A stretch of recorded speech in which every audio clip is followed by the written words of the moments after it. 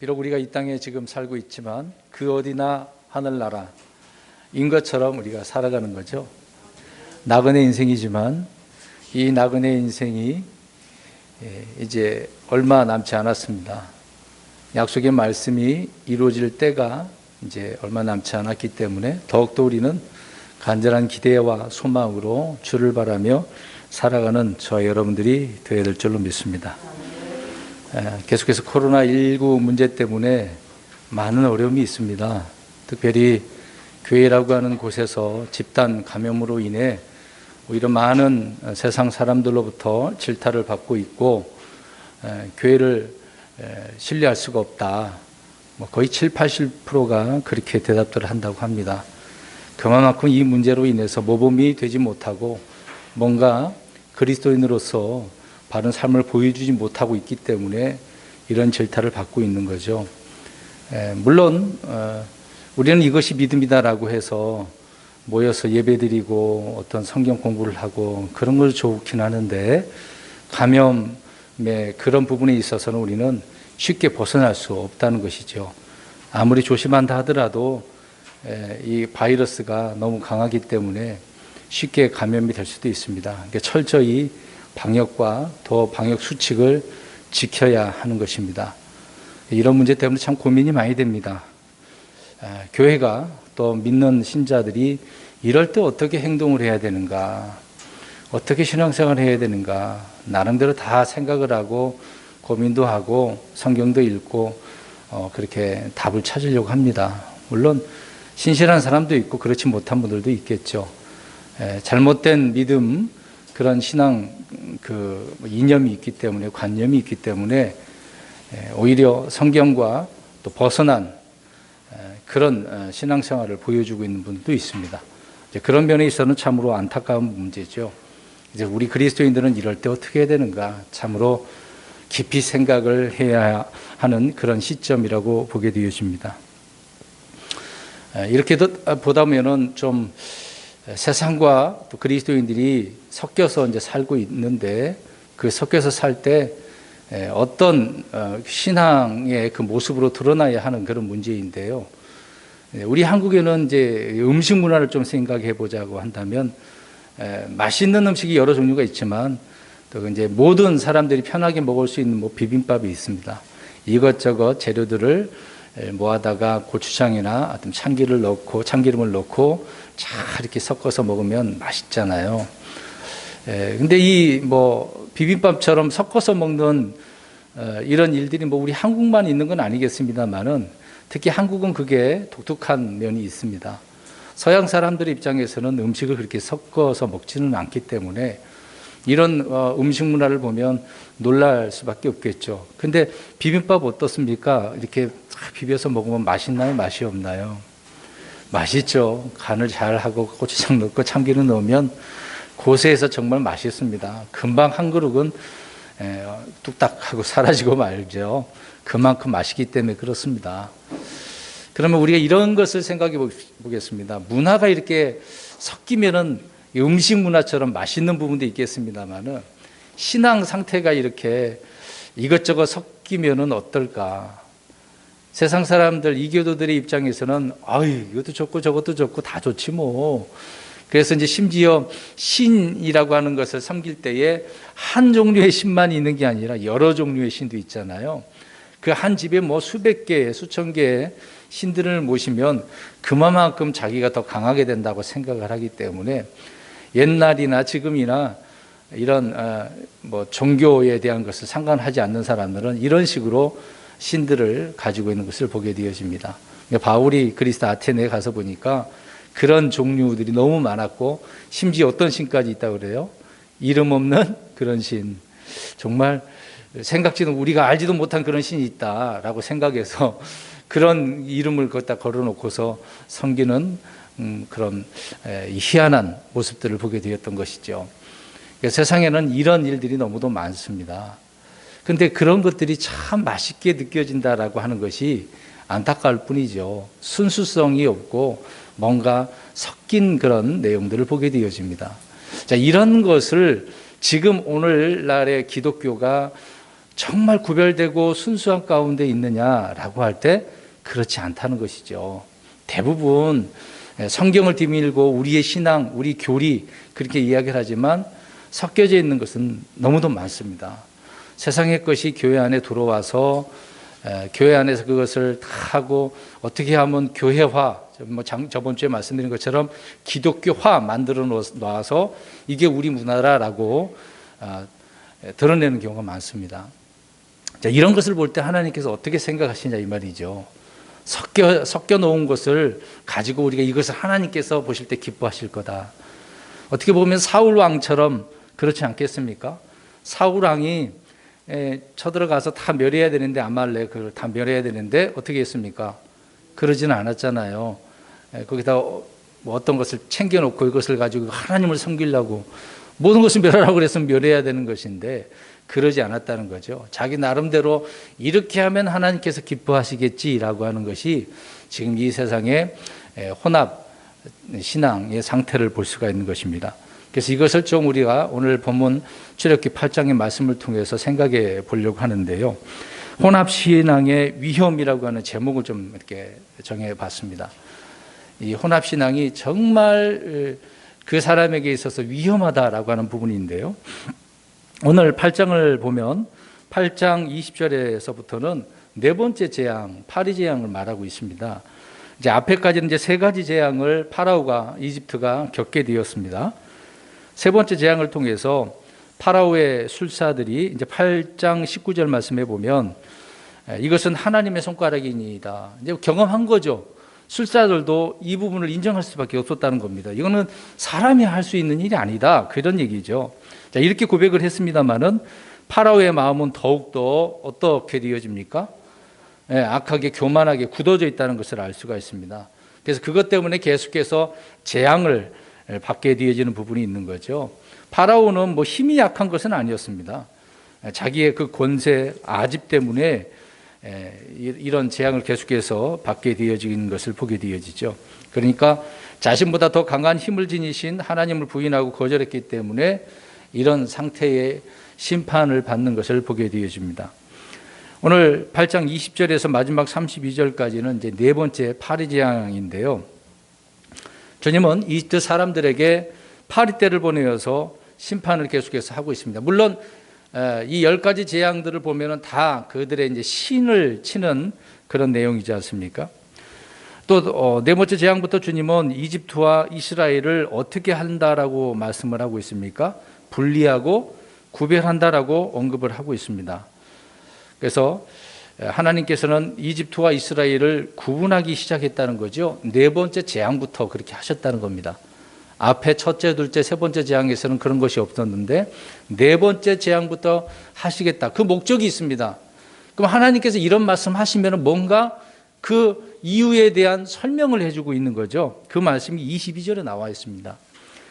오늘 처음에 제가 서두에 말씀드린 부분이 이런 부분에 있어서 기독교라고 하는 단체가 또 믿음의 사람들이 안 되기 때문에 문제가 된다는 거죠. 22절을 보시면 그날에 내가 내 백성이 구하는 고센 땅을 분리시켜 거기에는 파리떼가 없게 하리니 이것은 내가 땅의 한가운데 있는 주인 줄을 내가 알게 하려 함이라.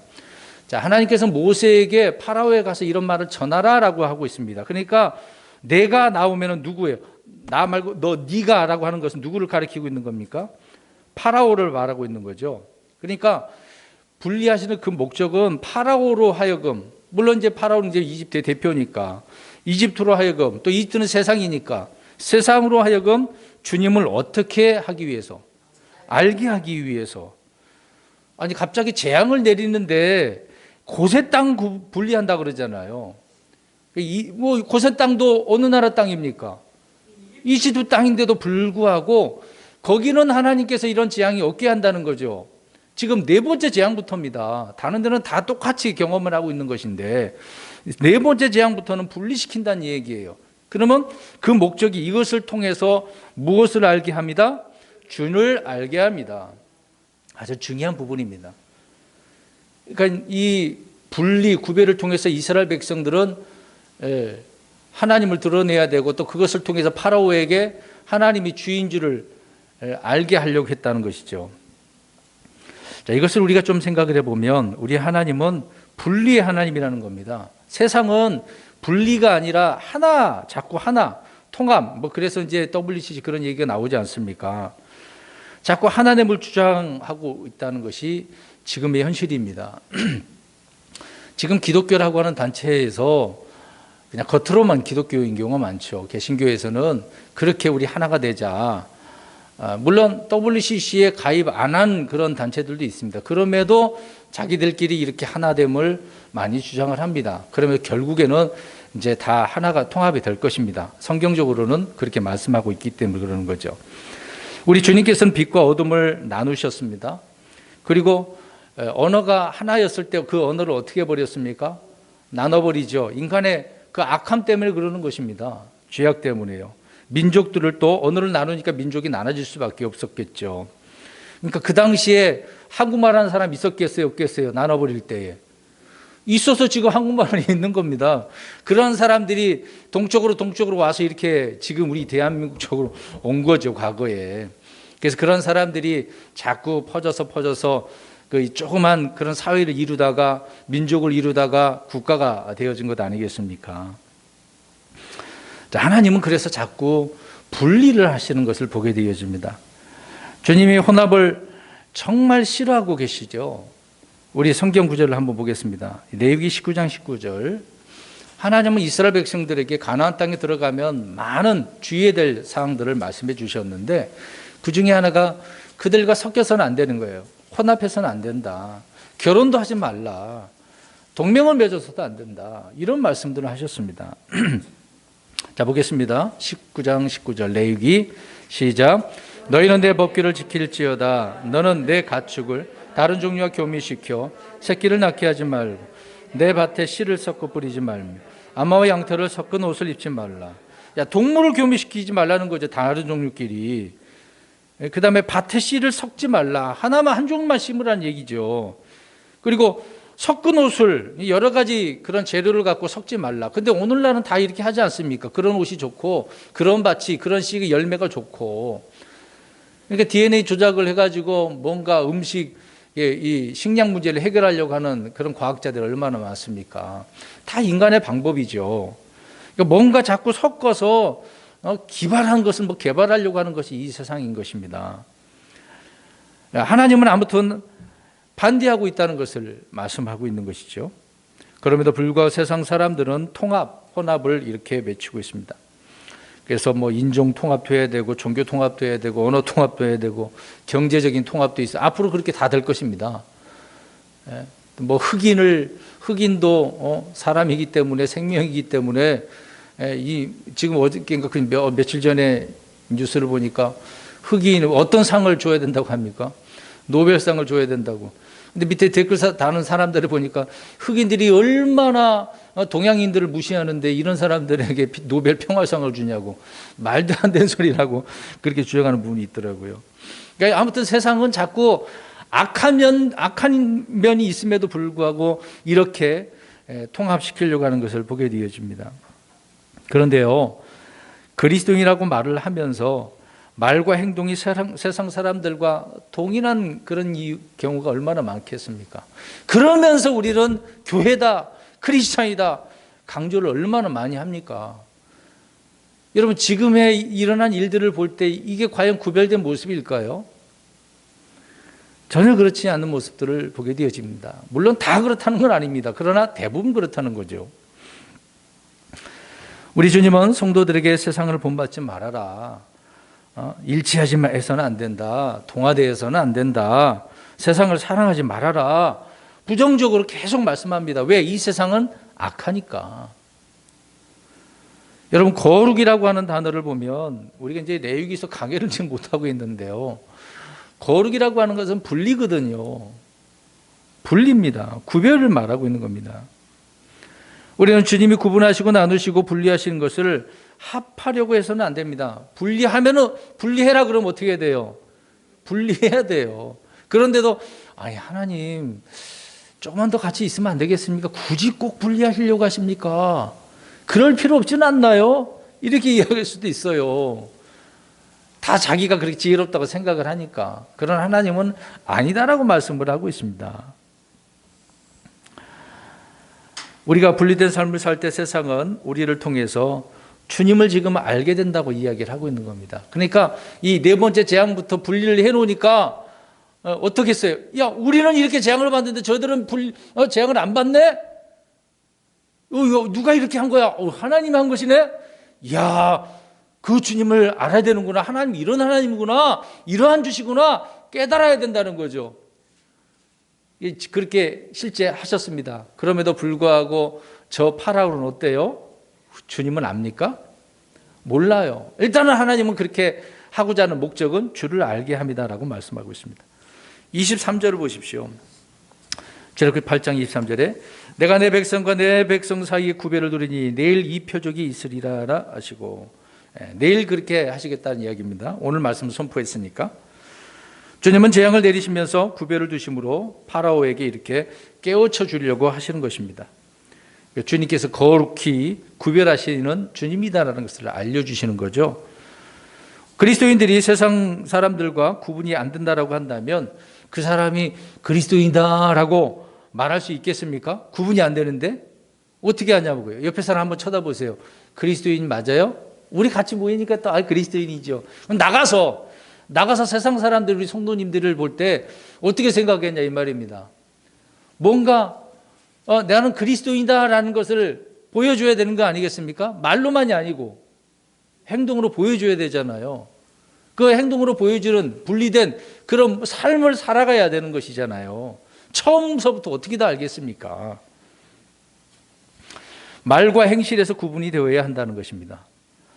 정말 우리 신앙의 이 진리에 대한 가치관에서 분명히 구분되어져야 된다는 것이죠. 우리 그 부분을 한번 보겠습니다. 레위기 20장 7절 8절 보겠습니다. 그래서 이스라엘 백성들에게 이 거룩을 너무나 강조를 많이 했어요. 그래서 내가 거룩하니 너희도 거룩하라. 하나님은 정말 철저히 자신도 거룩할 뿐만 아니라 하나님의 백성 자녀들에게도 강조를 하고 있습니다. 레위기 20장 7절 8절 시작. 그러므로 너희는 너희 자신을 거룩히 구별하여 거룩할지니 나는 주 너희 하나님이니라. 너희는 내 법규를 지키고 행하라. 나는 너희를 거룩히 구별하는 주니라. 자, 거룩히 구별하여 거룩할지니라고 이야기하고 있죠. 하나님은 거룩히 구별하는 주이시기 때문에 이렇게 말씀을 하고 있습니다. 우리를 향하신 하나님의 뜻이 바로 거룩히 구별되는 것이라고 데살로니가전서 4장 3절에 말씀을 하고 있습니다. 우리는 어떻게 구별됩니까? 히브리서 10장 10절에 보니까 예수 그리스도의 십자가 희생을 통해서 우리가 구별된다고 이야기합니다. 그 예수님을 우리는 십자가에서 나를 위해서 내 죄 때문에 죽으셨다는 것을 인정하는 순간 우리도 어떻게 된 것입니까? 구별된 것이죠. 예수님께서 이 십자가의 희생을 통해 구별시켜 주셨다라고 말씀을 하고 있습니다. 고린도전서 6장 11절에는 하나님의 영을 통해 주 예수 그리스도의 이름으로 구별되었다라고 이야기를 하고 있습니다. 성령님이 우리가 예수 그리스도를 믿는 순간 성령님이 우리 안에 들어오시고 또 예수님의 그 이름으로 씻기고 거룩히 구별되었다라고 말씀을 하고 있습니다. 내가 한 게 아니에요. 내가 씻으려고 한 게 아닙니다. 오늘 오실 때 세수하고 오셨지 않습니까? 내 몸을 그렇게 씻길 수 있습니다만은 우리의 죄에 대한 문제는 우리가 씻을 수 있습니까? 없습니까? 없어요. 오직 예수님만이에요. 디모데전서 4장 5절에는 하나님 말씀과 기도를 통해서 거룩히 구별되었느니라라고 이야기하고 있습니다. 이거 과거잖아요. 과거. 되고 있는 게 아니고 앞으로 될 것이다가 아니고 믿는 순간 그렇게 거룩히 되었다라고 이야기합니다. 하나님의 말씀과 기도로. 주님은 이미 우리를 거룩하게 하기 위해서 이렇게 다 모든 일을 행하셨습니다. 모든 조치를 끝내놓으셨어요. 단지 남은 것은 저와 여러분의 책임이죠. 어떻게 선택을 해서 그 말씀을 신뢰하고 순종하느냐, 그 문제입니다. 여러분, 지금은 가스로 전기로 다 해결하지만은요, 과거에는 밥 먹을 때 불을 지피지 않습니까? 아궁이에다가 나무를 집어넣고 불을 데펴서 솥에다가 쌀을 넣고 물을 넣고 해서 밥을 지어 먹잖아요. 자, 거기에 있는 숯을 한번 생각해 보겠습니다. 숯. 자, 숯을 아무리 어떻게 갈아도 아무리 닦아도 숯은 수치해요. 검해요. 깨끗해지지 않아요. 우리 걸레는 어떻습니까?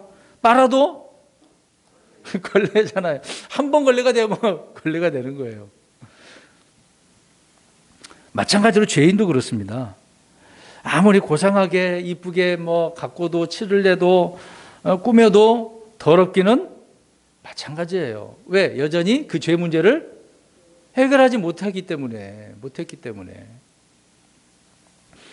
주님은 죄인들에게 거룩하라고 요구하지 않아요.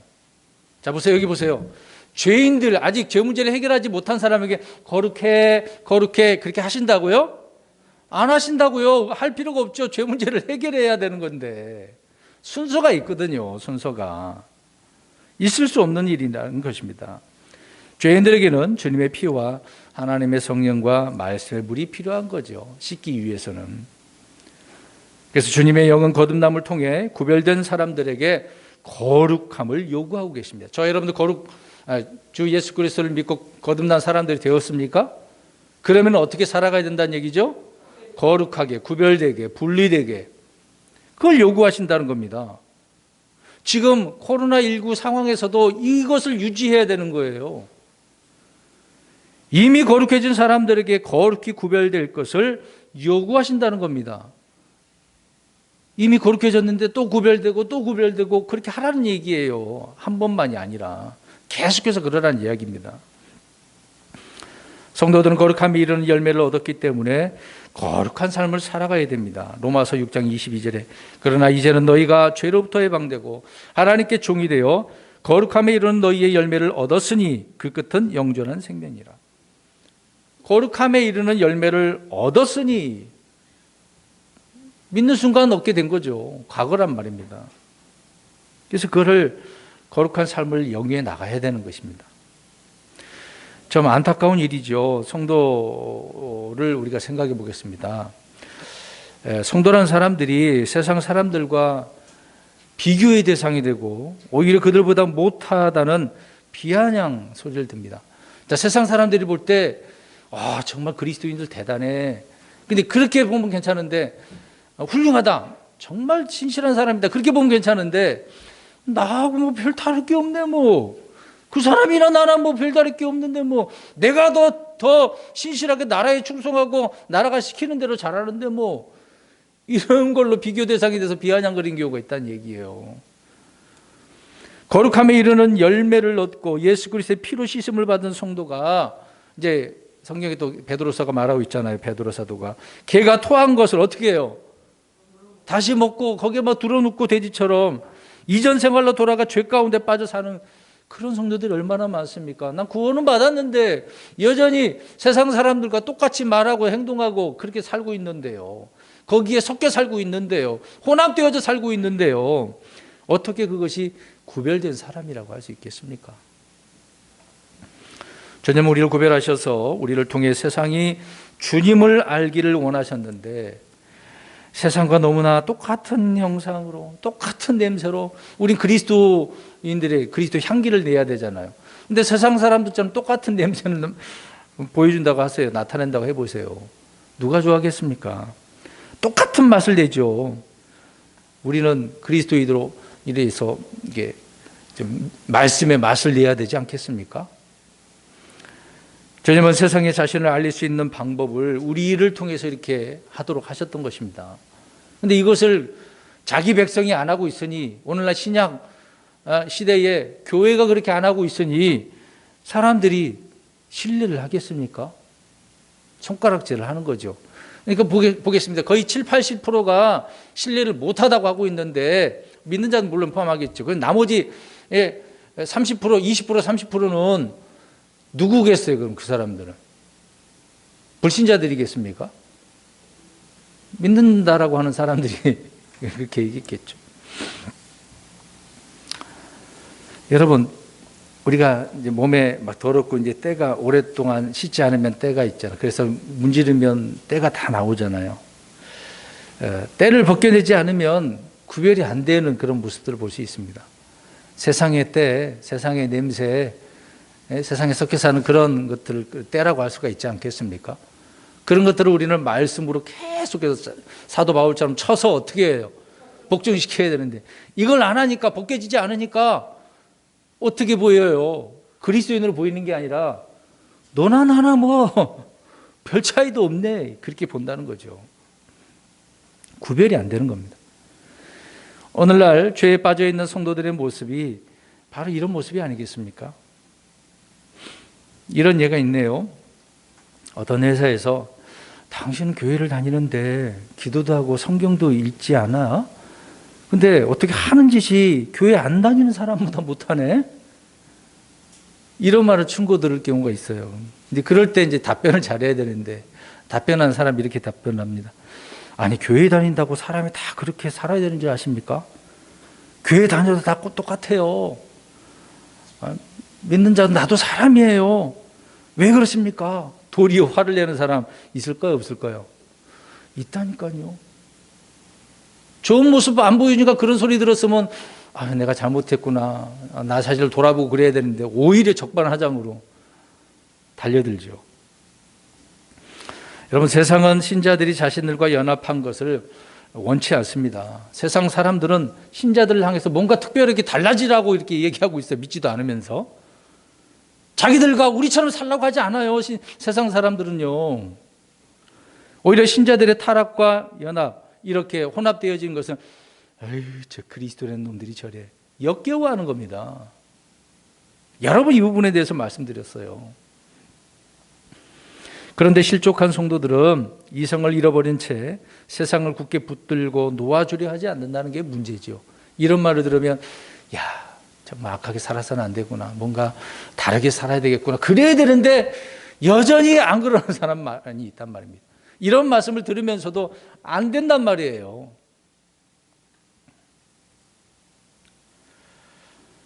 그런데 실족한 성도들이 이렇게 붙들고 있으니 우리 하나님께서 보실 때 뭐라고 하시겠습니까? 우리 주님은 이미 우리를 구별하셨습니다. 구별된 삶을 살아가는 것은 당연한 일이 아니겠습니까? 주님이 토기장이라고 한다면 우리는 무엇으로 빚어지는 거예요? 그릇으로. 우리는 그 그릇이 주님께서 쓰시는, 사용하시는 의의 도구로서 그릇이 되어야 되는데, 그 그릇은 어떤 그릇이어야 된다고 그랬습니까? 예, 깨끗한 그릇. 그런 그릇이 존귀에 이르는 그릇이라고 말씀을 하고 있습니다. 자, 이것이 무엇이냐면, 이것은 단번에 구원받은 것과 달리 삶 속에서 거룩이라고 하는 것은 점점점 어떻게 하는 거죠? 예, 변화되는 것, 성화의 과정을 말하고 있는 겁니다. 물론 우리가 성화라고 하는 것은 지금 이 땅에서는 이 몸으로는 안 됩니다. 주님 앞에 가야만 이 문제를 해결할 수 있는 거죠. 그래서 디모데후서 2장 21절에 그러므로 사람이 이런 것들로부터 자기를 깨끗하게 하면 종교에 이르는 그릇 곧 거룩히 구별되어 주인이 쓰기에 합당하며 모든 선한 일에 예비된 그릇이 되리라. 사랑하는 성도 여러분, 깨끗한 그릇입니까?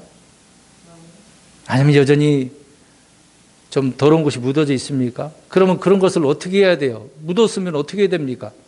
씻어내야죠. 말씀의 물로. 또 씻고 또 씻고 또 닦아내고. 주님께서는 이집트에 다양한 파리들을 보내셨습니다. 오늘 말씀에 보면은 파리 때 이 보내신다고만 말씀되어져 있어요. 근데 이 말씀만 보면 우리가 파리 그러면 어떤 종류의 파리만 있을 거라고 생각을 해요? 우리 한국에 있는 파리? 그렇게 그냥 날아다니고 여기저기 뭐 달라붙고 바위 올라가고 음식에 뭐 세워지고 그런 파리 생각하죠? 그것만 생각하면 안 돼요. 일단 오늘 24절에 극심한 파리 때가 파라오의 집, 그의 신하들의 집, 이집트의 온 땅이라고 이야기합니다. 그래서 파리 때로 인해서 막 부패, 이게 부패라는 말이 뭐예요?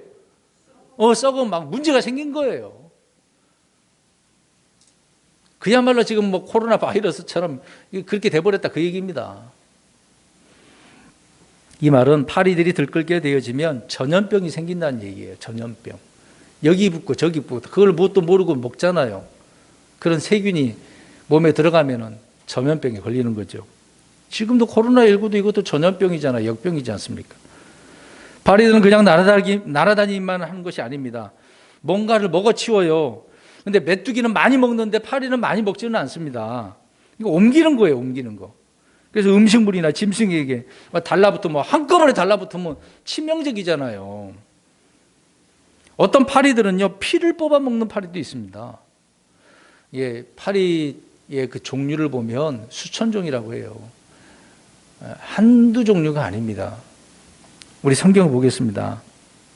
시편 105편 31절을 보십시오.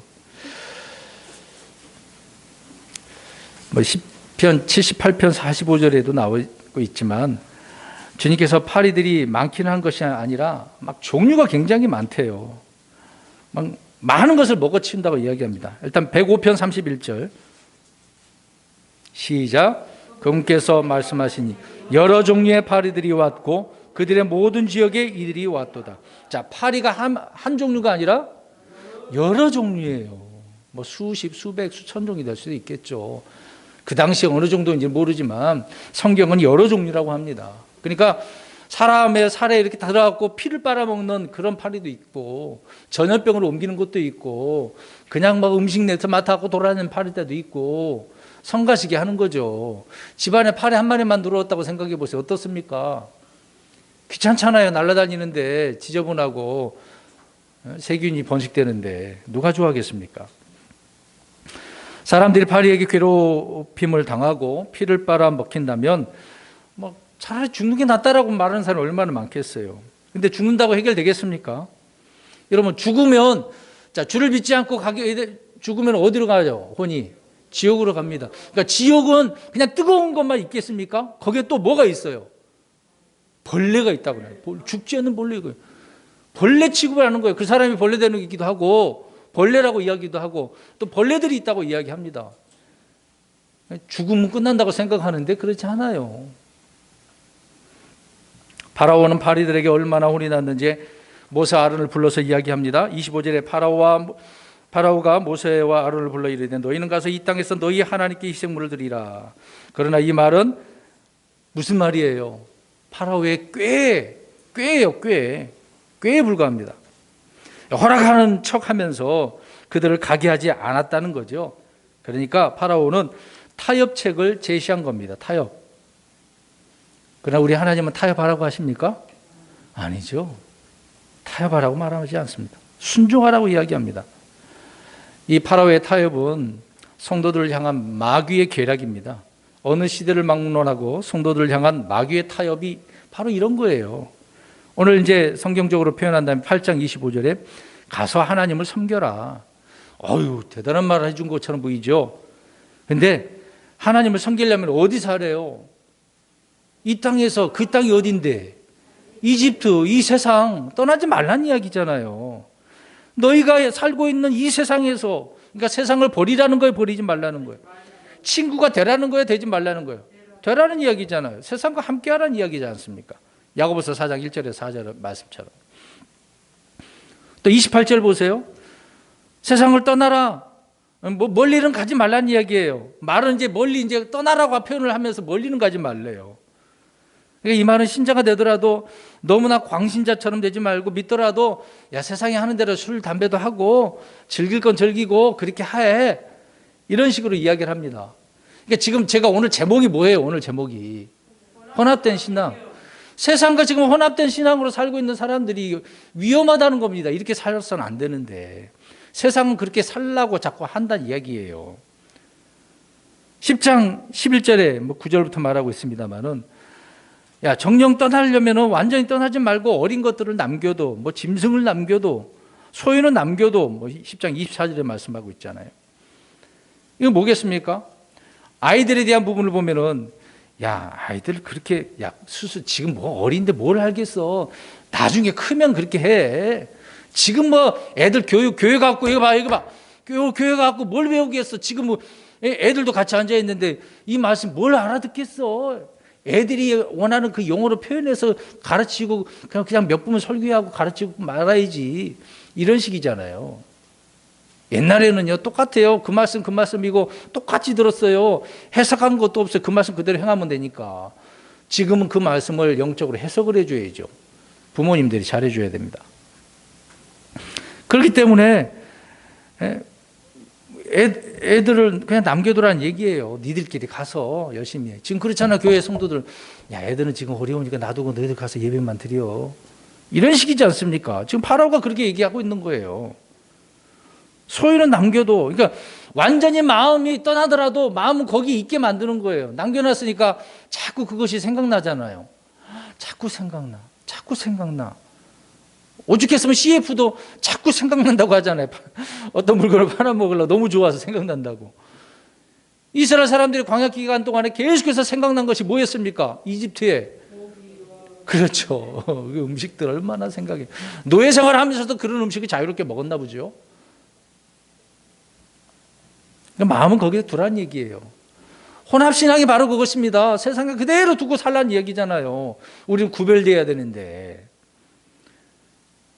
그럼에도 불구하고 26절, 27절을 보세요. 파라오의 타협에 대해서 모세는 단호하게 어떻게 합니까? 거절을 합니다. 합당치 아니하다라고 말하고 있습니다. 그러면서 하는 말이 뭐예요? 하나님께서 우리에게 명령하신 대로 행하겠다. 아주 중요한 부분입니다. 오늘 그리스도인들이 이랬으면 좋겠습니다. 그 이유를 설명을 하잖아요. 우리가 이 땅에서 만약에 희생물을 드리게 되어지면 이집트 사람들이 싫어하고 가증히 여기는 양을 가증히 여긴데 소는 그들은 어떻게 여기고 있습니까? 신으로 여기고 있는데 있잖아요. 근데 소를 지금 이스라엘 백성들 어떻게 합니까? 죽여서 희생물로 드리니까 합당치 않습니다. 말도 안 되는 소리입니다. 단호하게. 이집트 사람들은 어떤 신이 있으면 동물을 그렇게 형상화해가지고 그것이 신이라고 섬기고 있습니다. 세상과 우리는 생각하는 코드가 달라요. 공통 분모가 전혀 없습니다. 세상과 같은 코드로 어떻게 살겠습니까? 우리는 여기서 주목해야 될 이유는 모세가 무엇을 어떻게 희생물을 드려야 되는지 몰랐어요. 아직까지. 광야 이집트를 나온 다음에 하나님께서 시내산에 올라가 가지고 알려주셨잖아요. 어떻게 섬기라고. 그러기 전까지는 몰라요. 근데 모세는 지금 뭐라고 이야기를 했습니까? 명령하시는 대로 행하겠습니다. 27절에 중요한 부분입니다. 자신들의 생각이나 전통이나 세상의 방식이 아니라 주님이 명령하시는 대로 행하겠습니다. 명령하시는 대로. 아주 중요합니다. 오늘 우리 그리스도인들이 주님의 뜻을 구하잖아요. 헌신을 요구하잖아요. 우리 헌신하려고 기도하지 않습니까? 내가 무엇을 어떻게 해야 되는지 우리는 다 알고 있는 것은 아닙니다. 내가 순종할 때 주님은 한 가지씩 해야 될 일을 조명해 주시고 알게 해주시는 거거든요. 생각만 하면 안 되죠. 움직여야죠. 순종하겠다라고. 그럴 때 하나님 알려주십니다. 하나씩이요. 그러니까 한 걸음을 내디딜 때 그에 맞는 말씀에 따른 것을 우리에게 주시는 거예요. 이게 신앙생활의 기본 원리거든요. 여러분, 아브라함을 부르셨을 때 생각해 보겠습니다. 아브라함을 부르시고 인도하실 때 하나님은 장소까지 다 알려주셨나요? 어떻게 떠났어요? 갈 바를 알지 못하고 그냥 순례길을 계속 돌아다녔습니다. 땅 한 평도, 약속은 했는데 한 평도 안 줬지 않습니까? 믿음의 길이 바로 그런 거예요. 오늘 모세는 오직 주님이 명령하시는 대로, 명령을 주시는 대로 행하겠다라고 하는 올바른 신앙 자세. 얼마나 중요합니까?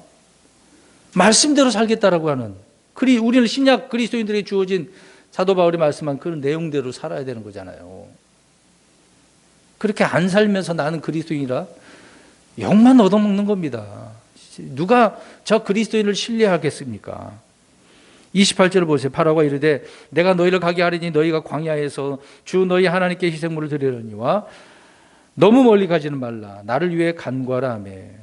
자, 이제 첫 번째 제안을 거절하니까 또 다른 제안을 말합니다.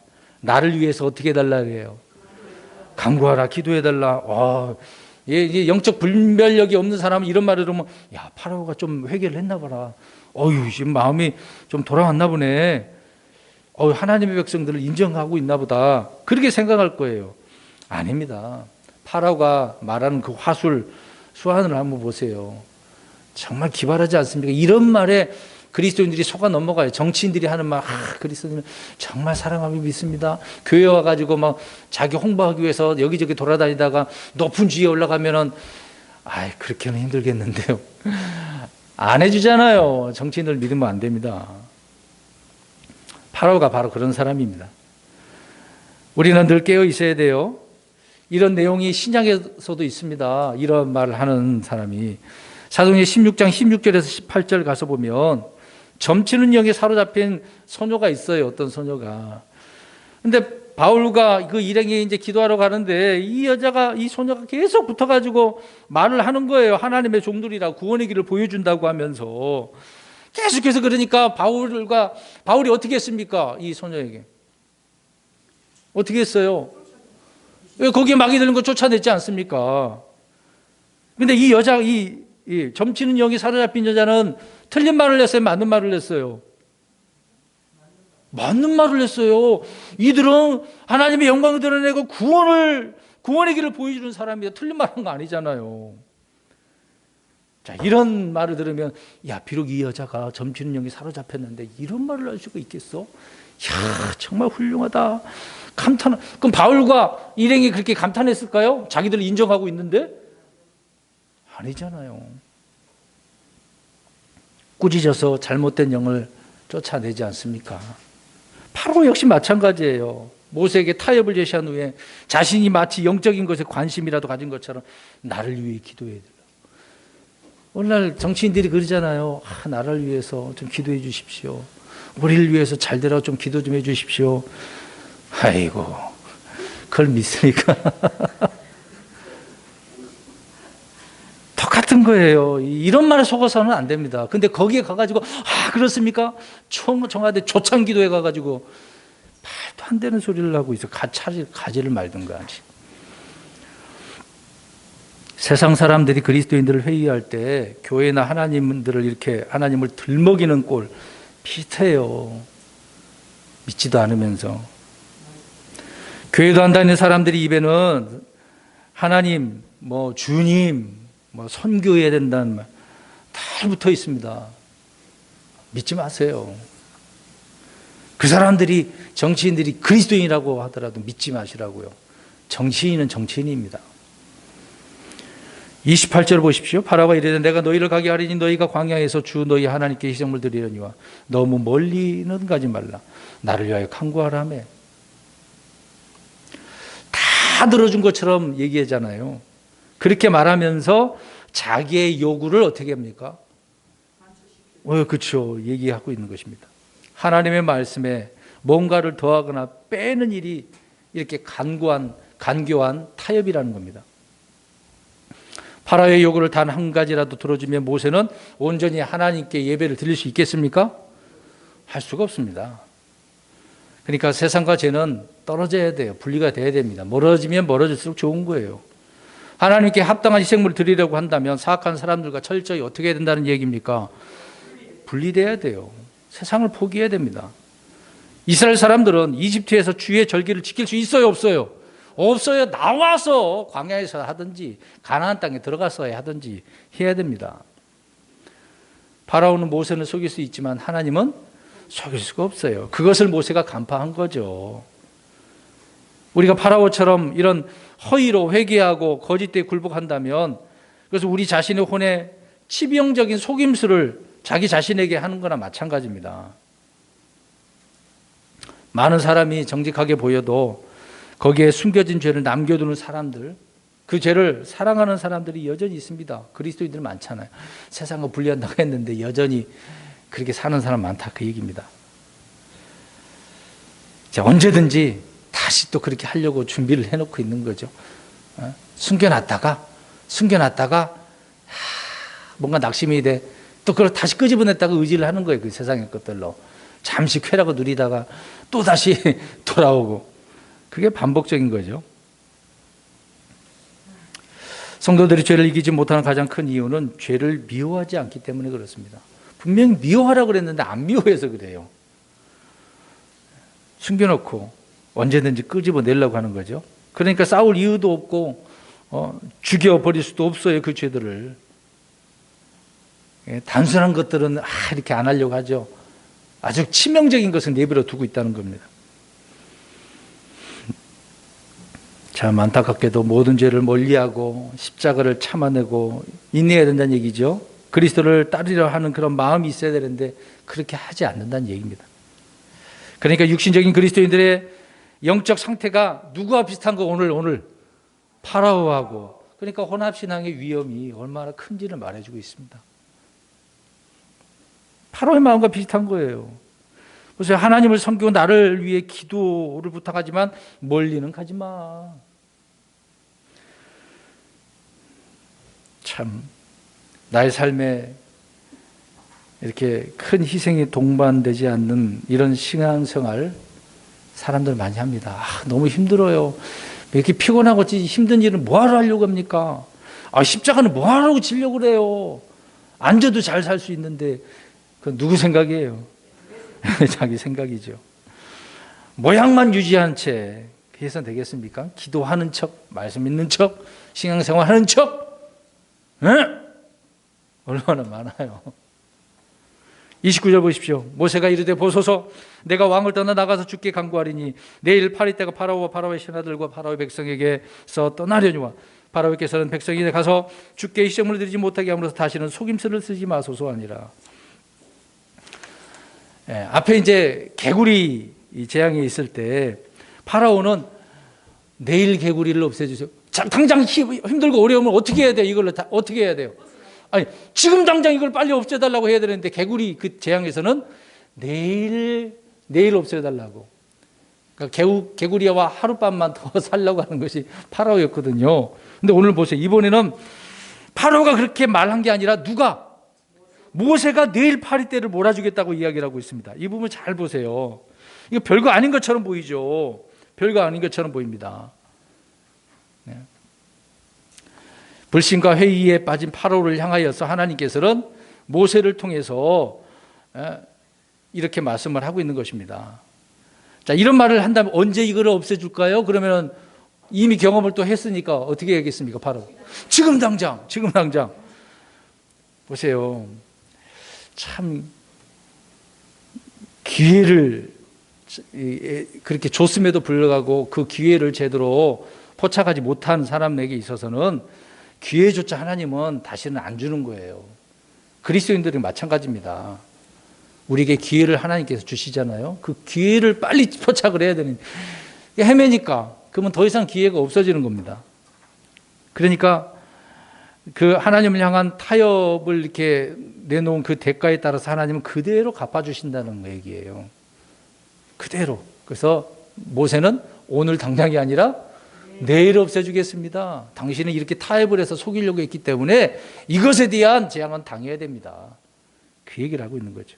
그러니까 모세는 파라오의 잔꾀에 넘어가지 않았다, 그 얘기입니다. 속지 않았다는 이야기죠. 여러분, 세상 사람들은 잔꾀를 이렇게 부리는 겁니다. 지금 그런 일들이 얼마나 나와요. 우리가 시키는 데 잘하면, 말 잘 들으면 너희들 예배 잘 드리게 할게. 거기에 속지 마세요. 성도들 역시 이런 버릇이 있어요. 하나님 앞에 자기의 잔꾀를 부리는 경우가 있습니다. 파라오처럼. 꾀를 부리지 말란 이야기예요. 오늘날 교회들이 말로는 공개적으로 믿음으로 행한다고 하면서 뒤에서 따로 행해지는 잔꾀, 지금 그러잖아요. 드러났지 않습니까? 우리도 몰라요. 그러면 안 돼요. 그 잔꾀와 술수, 얄팍한 그 꼼수들이 얼마나 넘쳐납니까? 하나님 이런 것들을 좋아하지 않습니다. 좋아하지 않아요. 성도들이 설교를 들으면서도 자기 마음을 속여, 오늘 찌르는 말씀이 될 수도 있는 부분인데, 들으면서 나는 아닌데, 오늘 이런 설교 나는 들을 필요가 없는데, 난 잘하고 있는데, 그렇게 생각할 수도 있을 겁니다. 자기 마음을 스스로 속이는 거예요. 그리고 그러면은 자기가 속이면서, 평안해. 오늘 마음이 좋아졌어. 그렇게 생각하는 성도들이 얼마나 많습니까? 우리 이제 예레미야 42장 20절과 갈라디아서 6장 7절을 보겠습니다. 예레미야 42장 20절 보십시오. 이스라엘 백성들이 계속해서 그랬어요. 지금 파로가 그랬는데 이스라엘 백성들이 가나안 땅에 들어갔고 이런 일들을 지금 수백 년 동안 하고 있었던 겁니다. 예레미야 42장 20절 시작. 너희가 나를 주 너희 하나님께 보내며 이르기를 우리를 위해 주 우리 하나님께 기도하고 주 우리 하나님께서 말씀하시는 모든 것대로 우리에게 밝히소서. 우리가 그것을 행하리이다 하여 너희 마음으로 속였느니. 말씀대로 이렇게 하겠습니다만 우리 알려주세요. 예레미야에게 물어봤잖아요. 근데 예레미야도 간파를 했어요. 이놈들이 속으로 이렇게 겉으로는 그렇지만 속은 아니다. 그래서 하나님께서 마음속으로 속였다. 예레미야 대언자를 통해서 말씀해주고 있는 거죠. 자, 갈라디아서 6장 7절 보십시오. 하나님은 정말 이런 것까지 다 알고 계신 하나님입니다. 특히 우리 그리스도인들 조심해야 돼요. 갈라디아서 6장 7절 시작. 속지 말라. 하나님은 조롱당하지 아니하시나니 사람이 무엇을 심든지 또한 그것을 거두리라. 하나님은 속지 않습니다. 속지 않아요. 조롱당하지 않습니다. 하나님 앞에 전적으로 우리는 순종해야 되겠죠. 어떤 타협책을 하나님 앞에 하나님 이렇게 하면 이렇게 할게요. 예전에 얘기했지 않습니까? 제가 우리 어머니 부모님한테 아버지 어머니 책장 하나 사주면 열심히 거기 앉아서 공부하겠습니다. 조금은 하는 척은 했죠. 근데 시간 지나니까 더 안 되더라고요. 열심히 한다고 하긴 했습니다만 뭐 해주면 뭐 하겠습니다. 우리 아이들 그렇잖아요. 마트에 가면 이걸 사주면 말 잘 들을 거라고. 근데 그렇습니까? 말 잘 안 듣죠. 때로 이렇게 잔머리를 굴리는 사람들은 자신이 지혜롭다고 생각하기 때문에 그렇습니다. 그렇게 해가지고 야 일석이조인데 일거양득인데 그렇게 생각하는 사람은 세상에선 지혜로운 것처럼 느껴지겠습니다만은 하나님께서 보실 때는 아니에요. 아니란 말입니다. 그러니 간증을 하는 많은 사람들 간증 내용을 보세요. 구원 간증 내가 어떻게 구원받았습니다라고 하는 그런 구원 간증이 있는 대신에 다른 간증이 있어요. 연예인들 간증하는 거 한번 보세요. 힘들고 어려울 때 어떻게 해갖고 예수 믿고 이렇게 잘해갖고 지금 이렇게 뭐 간증하고 다니고 목사가 되는 그런 연예인들 얼마나 많습니까? 대부분 그 내용을 들어보면 10중 8구 누구 자랑하는 줄 알아요? 다 자기 자랑을 해요. 세상에서 영광을 얻고 뭐 교회에서 영광을 얻고 그런 내용들이 다예요. 그게 무슨 간증입니까? 그런 것들은 자신을 속이는 간증이에요. 지금 큰 대형 교회에 어떤 뭐 종류들이 많잖아요. 뭐 두 날개, 뭐 G12, 알파 코스 그런 것도 있거든요. 그런데 있다가 막 간증하고 사람들 많이 와갖고 이제 흔히 말하는 평신도 입장에서 그렇게 돼서 내가 이렇게 했다 이렇게 됐다고 하면서 간증을 했거든요. 근데 사람들이 좋아해요. 근데 그것이 처음에 말을 하나 했던 것이 점점 어떻게 된 줄 아십니까? 더해진다는 얘기예요. 그런 사람이 직접 제가 포승에 있었을 때 와갖고 그렇게 얘기하더라고요. 자기가 이렇게 말을 더 붙여가지고 이렇게 자랑도 하면서 했습니다. 참 그 얘기 들을 때 역시 그렇구나. 잘못된 간증이 너무도 많습니다. 거기에 야 우리도 저렇게 해보자. 많은 목사님들이 그 얘기를 듣고 우리도 저 프로그램 돌리면 교회가 대박 나겠다. 되나요? 그 교회만 배불리게 해주지 자기 교회가 그렇게 된 줄 아십니까? 남의 거 따라 카피. 저번에 말씀드렸잖아요. 수요일날 말씀드렸네. 카피를 잘해야 돼. 제대로 카피를 해야지. 우리는 세상을 포기하듯이 영적인 것을 포기하든지 또 둘 중 하나를 포기하지 않고 둘 다 성공하려고 하려는 그런 꿈 꿔서는 안 됩니다. 세상을 포기도 해야 되고 영적을 포기해도 그러면 안 되지. 영적인 것은 포기하면 안 되는 거 아닙니까? 세상의 것은 포기해도. 고린도전서 3장 18절에 아무도 자신을 속이지 말라라고 말씀하고 있습니다. 너희 가운데 누구는 이 세상에서 지혜로운 것처럼 보이려거든 어리석은 자가 되라고 말씀을 하고 있습니다. 여러분 십자가에 대한 고통과 아픔이 없으면 어찌 그것으로 우리가 그것을 뭐 승리했다고 하겠습니까? 나는 신앙생활 하는데 아무 어려움이 없었어요. 정말 평안했어요. 잘 지냈어요. 이거 맞는 말이에요? 틀린 말이에요? 틀린 말이에요. 예수님 믿으면 평안보다도 실제 삶은 고난이에요. 내 영적으로는 난 평안을 얻지만 삶은 안 그래요. 근데 이 사람은 삶을 그렇게 안 살았기 때문에 나 아무 고통이 없어. 나를 비방하는 사람이 없던데요? 그런 말을 할 거예요. 이건 승리가 아니거든요. 거짓말이란 말입니다. 야고보서 1장 22절에 오직 너희는 말씀을 행하는 자가 되고 듣기만 하여 너희 자신을 속이는 자가 되지 말라. 그렇게 말씀하고 있습니다. 속이려고 하는 사람. 혼합신앙을 가지고 있으면서 이렇게 속인단 말이에요. 이 예배당에 나와서 저와 여러분들을 속이면서 나 잘 살았습니다. 그러니까 오늘 예배드리러 왔잖아요. 그런 사람이 있을 수도 있겠죠. 그런 사람 없었으면 좋겠습니다. 오늘 8장 30절에 32절은 좀 반복된 그런 얘기인데요. 그러니까 오늘 네 번째 재앙을 통해서 파라오의 그 마음, 교만한 마음을 우리가 볼 수 있는 거죠. 원인은 죄였다는 것입니다. 우리가 받는 고통 역시 대부분 죄를 통해서 오게 되어집니다. 사람들이 일어나는 현상을 원인으로 그렇게 생각을 하는 거잖아요. 바이러스가 짐승이 뭐 어쩌고 그런 걸 먹어서 어쩌고 저쩌고 그렇게 얘기를 하잖아요. 대부분 성경은 뭐 때문에 그렇다 그래요? 죄 때문에 그랬다고 이야기하고 있습니다. 그럼 이것을 통해서 오늘 처음에 얘기했잖아요.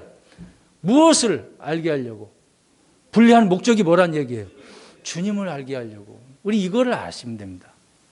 이런 상황 속에서 막 힘든 건 똑같은 건데 하나님이 어떤 분인지 우리는 알아야 돼요. 분리하신 하나님이구나. 세상은 일어나는 것을 현상을 원인이라고 하지만 우리는 죄 때문에 일어나는 거구나. 주님의 심판이 임박했구나. 이걸 생각을 해야죠. 그것이 올바른 신앙을 가진 사람이거든요. 근데 혼합 신앙을 가진 사람들은 야, 저 중국 놈 때문에 그렇다는데 뭘 이런 말을 하는 거예요. 왜 그리스도인들이 그렇게 얘기합니까? 볼 줄을 모르는 거죠. 하나님은 재앙을 통해서 참 하나님이 누구신지를 알게 한다고 이야기를 하고 있습니다. 이집트와 주의 백성들을 구별하신 것이 바로 하나님이 누구신지를 드러내는 거죠. 알리는 겁니다. 우리가 그렇게 해야 되는데 안 하니까 이걸 얻어먹는 거라고 우리가 봐야 되지 않겠습니까? 구별되지 않으니까. 저 여러분을 이렇게 부르신 목적은 세상과 일치하는 게 아니라 분리해서 거룩하라고 구별되라고 말씀하심으로 우리는 하나님이 누군가를 드러내야 된다는 것입니다. 이런 삶을 우리는 살아감으로 인해서 하나님께 영광을 돌리게 되어지는 것이고 또 이렇게 살면 하나님께서 피할 길을 주시는 거예요. 환경은 비록 이러더라도 우리에게 주어진 그 환경이 주님을 통해서 은혜가 넘치는 것입니다. 이런 삶이 되시기를 주의 이름으로 축원드립니다. 아멘. 기도하겠습니다.